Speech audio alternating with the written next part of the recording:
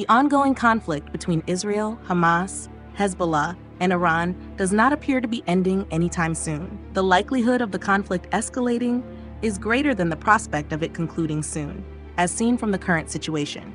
Hamas's attack a year ago has intensified Israel's state of war, opening a new front in the battle. Prominent political figures, such as Hassan Nasrallah, have become targets for Israel. This resulted in Iran launching 200 missiles at Israel 6 months later in retaliation for Hassan Nasrallah. This attack from Iran demonstrated that if a significant conflict occurs between Iran and Israel, Iran could evade Israel's defense systems. A new dynamic has opened up for Israel. However, Israel is likely striving to find ways to counter these missiles. The three parties, Hezbollah, Hamas, and Israel, are embroiled in fundamental issues that touch on the existence of each.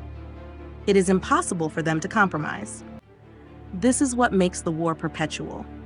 Throughout its history, Israel has never faced the level of pressure it experiences today. Never before has Israel endured a full year under circumstances like these, except for the 14-month war that followed its establishment in 1948, when the Arab states launched an attack. Most conflicts Israel has engaged in since have lasted only a few days. However, the Palestinian uprisings of the First and Second Intifadas were different. These uprisings were not conventional wars with armies confronting each other. Although there were shootings, they did not escalate into full-scale warfare. The First Intifada lasted 6 years, concluding with the Oslo Accords, while the Second Intifada lasted 5 years, with the two major Palestinian factions, Fatah and Hamas, signing agreements. Additionally, 1 year ago, Yasser Arafat passed away, and Mahmoud Abbas took over his position, which contributed to the political changes among Palestinians that led to the end of the Second Intifada. The majority of the wars between Israel and Hamas lasted around 50 days, with some lasting only a day, as Gaza remained under an Israeli blockade. Similarly, the 2006 war between Israel and Hezbollah lasted for 33 days. After that, a ceasefire was agreed upon by both sides. Now, with Israel engaged in a continuous year-long conflict, it indicates that this war will not conclude anytime soon. Several factors suggest that this war will not end soon. One is Israel's stance in the conflict and its unreachable objectives. On October 7th, Netanyahu stated, "Israel is at war. Our goal is to ensure we do not return to the state we were in before October 7th.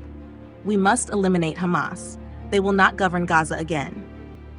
This objective has led Israel to invade Gaza, even denying entry to humanitarian aid while shelling civilians. However, what has been achieved regarding Netanyahu's plan to eradicate Hamas a year later? Israeli officials cannot respond to this question today. Even their prisoners could not be located in Gaza, while Israeli drones continuously monitor Palestinian movements in Gaza. Israeli families want accountability. They want Netanyahu to swiftly agree to a deal with Hamas to free the hostages. However, Yahya Sinwar's stance is that the release of these prisoners requires that all Israeli captives be released simultaneously, and Israel must completely withdraw from Gaza. The reconstruction of Gaza should begin immediately. This demand places pressure on Israel, as releasing all the prisoners held for many years would raise questions among Israelis about the outcome of this war. What gains did we achieve from this conflict? Who can guarantee that another October 7th will not occur? The prospect of Hamas continuing to govern Gaza is a stress point that Israel cannot ignore. After a year of ongoing attacks, Israel's desire to eliminate Hamas has significantly diminished. They were surprised to discover tunnels in Gaza, which they never anticipated existed beneath Gaza. The scale of their operations was beyond their expectations.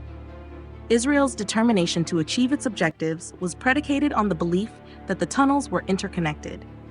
This project ended in disappointment. Israel is committed to ensuring that Hamas no longer governs Gaza, while Yahya Sinwar seeks to use the hostages as leverage to achieve a ceasefire and demand the withdrawal of Israeli forces from Gaza. Both sides are unwilling to compromise on their existence, as the current objectives seem unattainable. When Israel realized it could not achieve its goals, it contemplated retaking Gaza. Similar to Lebanon, they aimed to unify all Gaza's Palestinian factions towards a singular direction, with Israeli forces remaining permanently in Gaza. They see this at least as a means to weaken Hamas's influence and governance over Gaza, though its effectiveness remains uncertain. Similarly, Israel wants to compel Hezbollah to avoid crossing the Israeli border. However, Hezbollah insists it will not cease its hostilities until the war in Gaza concludes. Israel views the Gaza war as an obligation it cannot cease due to the reasons previously mentioned.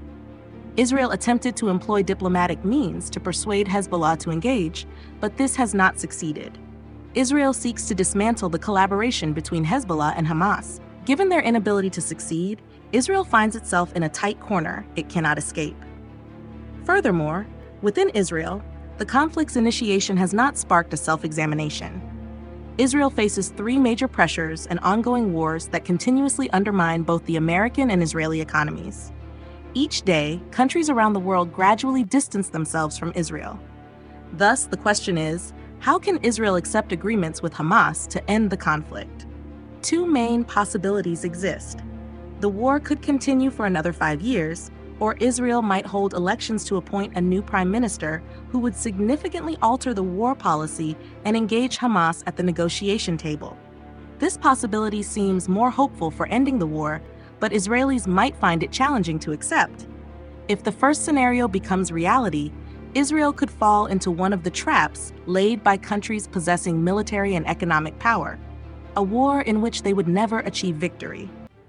Every time their morale falters in a continuous conflict, an unexpected blow may arise.